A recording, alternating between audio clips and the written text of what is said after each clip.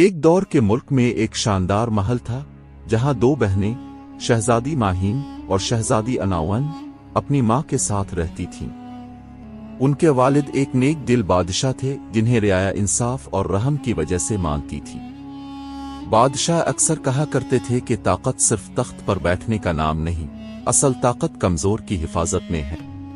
محل میں سکون تھا، محبت تھی، مگر یہ سکون زیادہ دن قائم نہ رہ سکا۔ اچانک ایک دن بادشاہ سخت بیمار پڑ گئے۔ پورا محل پریشان ہو گیا، حکیم بلائے گئے مگر تقدیر کو کچھ اور منظور تھا۔ چند ہی دنوں میں بادشاہ کا انتقال ہو گیا۔ ابھی غم کی فضا ختم بھی نہ ہوئی تھی کہ محل کے دشمنوں نے موقع دیکھ لیا۔ انہوں نے رات کے اندھیرے میں حملہ کیا اور ملکہ کو قید کر لیا۔ دشمن چاہتے تھے کہ بادشاہ کے بعد محل پر مکمل قبضہ کر لیں۔ قید خانے میں جاتے ہوئے ملکہ نے اپنی بیٹیوں کو دیکھ کر بس اتنا کہا، جان بچاؤ، اگر تم زندہ رہو گی تو حق واپس لے سکو گی۔ آنسوؤں کے ساتھ دونوں شہزادیاں مجبورنہ محل چھوڑ کر اندھیری رات میں نکل گئیں۔ محل سے نکلتے ہی دنیا بدل گئی۔ جنگل کا راستہ لمبا، خاموش اور خوف سے بھرا ہوا تھا۔ نہ نرم بستر، نہ خادم، نہ کھانا۔ دن کو دھوپ اور رات کو سردی، اوپر سے جنگلی جانوروں کی آوازیں۔ اناون کئی بار تھک کر بیٹھ گئی، مگر ماہین اسے سنبھالتی رہی۔ وہ دونوں ایک دوسرے سے وعدہ کر چکی تھیں کہ چاہے کچھ بھی ہو، ہمت نہیں ہاریں گی۔ انہی دنوں میں انہیں سمجھ آیا کہ اصل زندگی کیا ہوتی ہے اور انسان کو مشکل وقت میں کتنا مضبوط ہونا پڑتا ہے۔ ایک صبح جب وہ جنگل میں راستہ تلاش کر رہی تھیں تو اچانک ایک ساپیرا ان کے سامنے آیا۔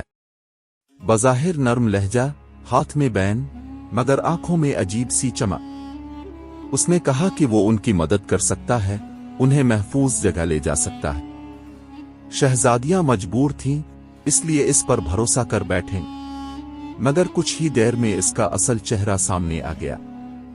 اس نے انہیں زبردستی اپنے ٹھکانے پر لے گیا، جہاں ایک ناگن قید تھی، زنجیروں میں جکڑی ہوئی۔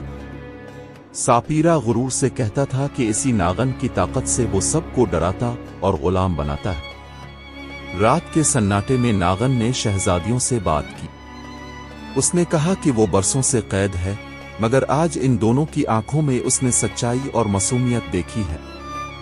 شہزادیاں حیران تھیں کہ ایک ناگن ان پر رحم کیوں کر رہی ہے۔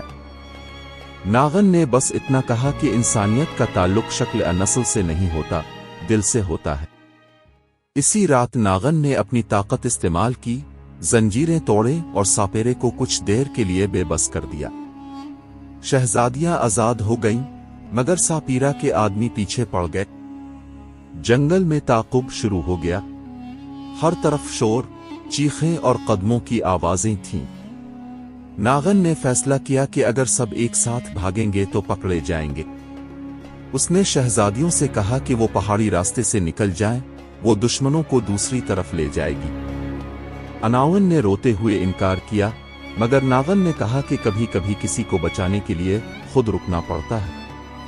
ناگن دشمنوں کو اپنے پیچھے لے گئی، جبکہ شہزادیاں مشکل سے جان بچا کر جنگل سے نکل آئیں۔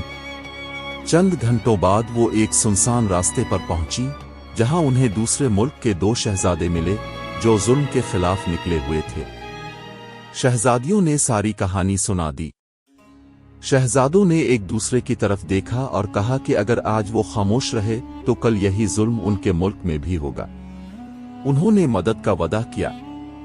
کچھ دیر بعد زخمی حالت میں ناگن بھی ایک خفیہ راستے سے وہاں پہنچ گئی۔